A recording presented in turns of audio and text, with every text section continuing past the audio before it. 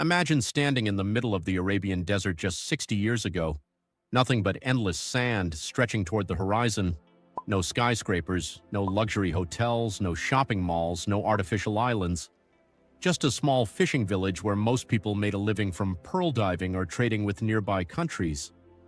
If someone had told you that this empty coastline would one day become one of the richest cities on Earth, you probably would have laughed.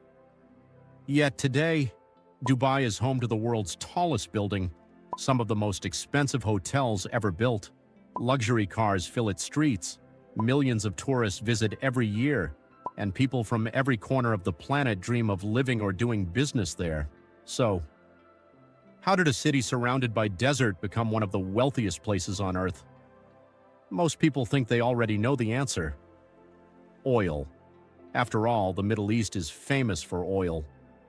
Countries like Saudi Arabia, Kuwait, and Qatar became incredibly wealthy because of it. So naturally, people assume Dubai followed exactly the same path. But here's the surprising part. Oil is not the reason Dubai is rich. In fact, today oil contributes only a tiny percentage of Dubai's economy, which raises an even bigger question: if not oil, then where did all the money come from? To answer that, we need to go back to the beginning. For centuries, Dubai was almost invisible on the world map. It wasn't an empire, it wasn't a financial center, it wasn't even an important city. It was a small settlement along the Persian Gulf where families survived mainly through fishing, pearl diving, and trade. Pearls were everything. Before cultured pearls existed, natural pearls from the Gulf were among the most valuable in the world. Divers would spend hours underwater risking their lives searching for them. Entire families depended on the pearl industry. Then everything collapsed. In the 1930s, Japan perfected cultured pearls. Suddenly, natural pearls became far less valuable.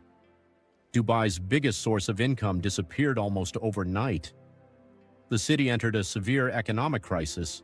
Many believed Dubai had no future, but sometimes a crisis forces people to think differently.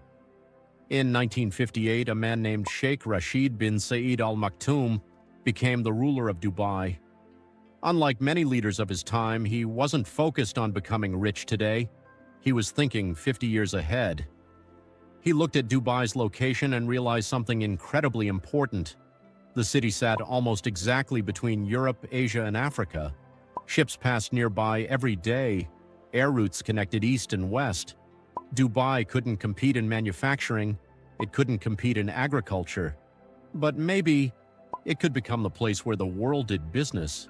There was only one problem. The city barely had any infrastructure. Its port was too small. Its roads were poor. Its airport was tiny. So Sheikh Rashid made an enormous gamble. He borrowed huge amounts of money to build infrastructure before Dubai could actually afford it. Many people thought he was making a terrible mistake. Why build giant ports when there wasn't enough business? Why expand an airport with almost no passengers? Why spend millions the city didn't have? His answer was simple. If you build it, business will come. And remarkably, he was right. Then, in 1966, oil was discovered. For a moment, it looked like Dubai had found the answer to all its problems. Money began flowing into the city. But Sheikh Rashid noticed something that many other countries ignored. Oil wouldn't last forever. Unlike neighboring Abu Dhabi, Dubai's oil reserves were relatively small. If the city depended only on oil, one day the money would disappear. So instead of spending oil profits on short-term luxury, he invested them. Roads, ports, airports, electricity, water, schools, hospitals, everything needed for a modern economy. Oil wasn't the destination, it was the fuel to build something much bigger.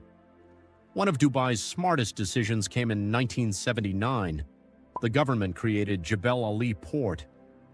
At the time, many experts believed it was ridiculously oversized. There simply wasn't enough trade to justify such a massive port. But once again, Dubai was thinking decades ahead. Today, Jebel Ali is one of the busiest ports on the planet. Millions of containers pass through it every year. Companies realized that importing goods into Dubai was incredibly efficient. The city slowly transformed into one of the world's biggest logistics hubs. Goods arrived from Asia, were stored in Dubai, and shipped to Europe, Africa, and the Middle East. Dubai wasn't producing everything, it was connecting everyone. Then came another revolutionary idea: free zones. Normally, if a foreign company wants to operate in another country, it faces taxes, regulations, and complicated bureaucracy. Dubai decided to do almost the opposite. Inside specially created economic zones, companies could own 100% of their businesses, import goods tax-free, move money easily, and set up operations with minimal bureaucracy. Suddenly, thousands of international companies began opening offices there. Banks arrived, technology firms arrived, shipping companies arrived, media companies arrived. Even companies that had no interest in the Middle East wanted a presence in Dubai simply because it was the perfect gateway to 3 continents. The city wasn't selling oil anymore, it was selling opportunity. Then Dubai looked toward another industry: tourism. There was just one problem. Why would millions of people fly into the middle of the desert? Instead of asking that question, Dubai asked a different one.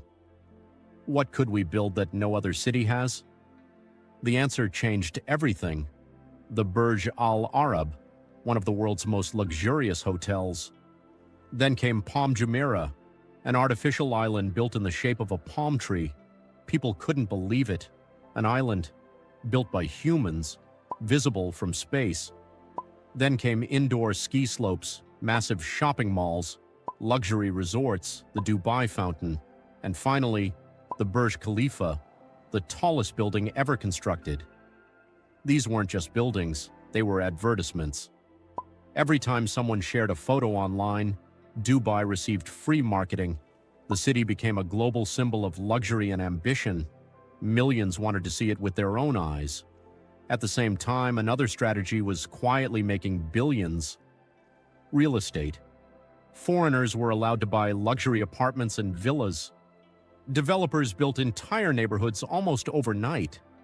Investors from Europe, Asia, Russia, and beyond poured money into Dubai's property market. For many wealthy individuals, owning property in Dubai became both an investment and a status symbol. Construction cranes became part of the skyline. The city expanded faster than almost anywhere else in the world. But perhaps Dubai's greatest advantage isn't a building, or an island, or even oil. It's geography. Around 1/3 of the world's population lives within a few hours' flight of Dubai. That makes it one of the most connected cities on Earth. Its airport became one of the busiest international airports in the world. Meanwhile, Emirates Airline transformed Dubai into a global transit hub. Millions of passengers who never planned to visit Dubai suddenly found themselves spending a day or even a week there. Every stopover brought more tourists, more shopping, more hotel bookings, more investment. The city had turned its location into one of its most valuable assets. Of course, Dubai isn't perfect. Its economy depends heavily on construction, tourism, and international investment. During the 2008 financial crisis, property prices collapsed. Several mega projects stopped overnight. The government needed financial support from neighboring Abu Dhabi to stabilize the economy. It was a reminder that rapid growth also brings significant risks. Even today, critics point to concerns over labor conditions, rising living costs, and whether the pace of development can continue forever. Dubai's success story is impressive, but it's also complex. Today, when people think about Dubai, they usually picture Lamborghinis, luxury hotels, private beaches, record-breaking skyscrapers. But those are the result, not the cause. Dubai became rich because its leaders understood one simple idea: oil could make you wealthy, but only for a while.